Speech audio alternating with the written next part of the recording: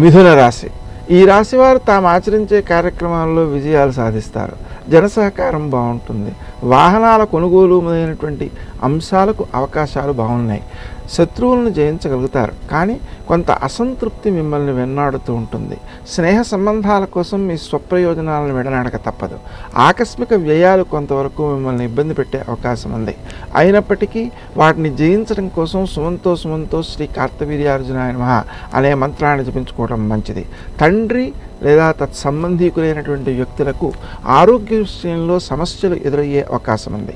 ఆ సమస్యల నిమిత్తమై మీరు అధిక వ్యయాలు చేయాల్సిన అవసరం కూడా ఉంటుంది. ఆ కారణంగా 2-3 మార్గాలలో ధనాన్ని సమకూర్చిపెట్టుకోవడం తప్పనిసరి.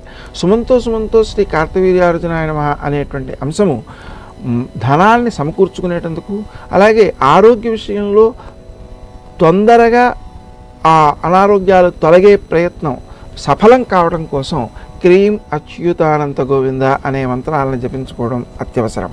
మీ వృత్తి స్థానంలో మీ కృషి ఇతరుల యొక్క ఆదరానికి అర్హమవుతుంది. మీరు చేసేటువంటి పనులు ఉత్సాహంతో కూడి ఉంటాయి. సమయానికి పూర్తి చేయగలుగుతారు. జన సహకారం బాగుంటుంది.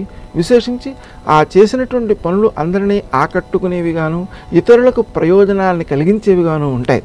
తద్వారా మీ యొక్క వృత్తి స్థానం మీకు సంతృప్తినిస్తుంది. మీ తోటి వారికి కూడా సంతృప్తినిచ్చేదిగా ఉంటుంది. ఆలోచనల విషయంలో ఒకసారి చేద్దాం అనుకున్నటువంటి పనిని మళ్ళీ మానేద్దాం అనుకోవడం, ఇలాంటి ఘర్షణాత్మకమైన వైఖరి వలన కొంతవరకు సమయం వ్యర్థమయ్యే అవకాశం ఉంది. ఆ కారణంగా నిర్ణయాలు తీసుకునేటప్పుడు ఆత్మీయులతో సంప్రదించి నిర్ణయాలు సమయానికి తీసుకోవడం వల్ల ఎక్కువ ప్రయోజనాల్ని సాధించగలుగుతారు. విశేషించి మీరు చేసేటువంటి కృషి ఇతరులకు కూడా ఆకట్టుకునేదిగాను, మేలు చేసేదిగాను ఉన్న దృష్ట్యా కృషిశీలతను పెంపొందించుకోవడం, ఆలోచనకి తక్కువ అవకాశం ఇవ్వడం, నిర్ణయాల విషయంలో మీకంటే అనుభవజ్ఞులైనటువంటి ఆత్మీయులను సలహాలు అడగడం, వాటిని ఆచరణలో పెట్టడం ఇత్యాదికి మీరు ఆచరించినందువలన మీరు సమయానికి పనులను విశేషంగా సాధించగలుగుతారు.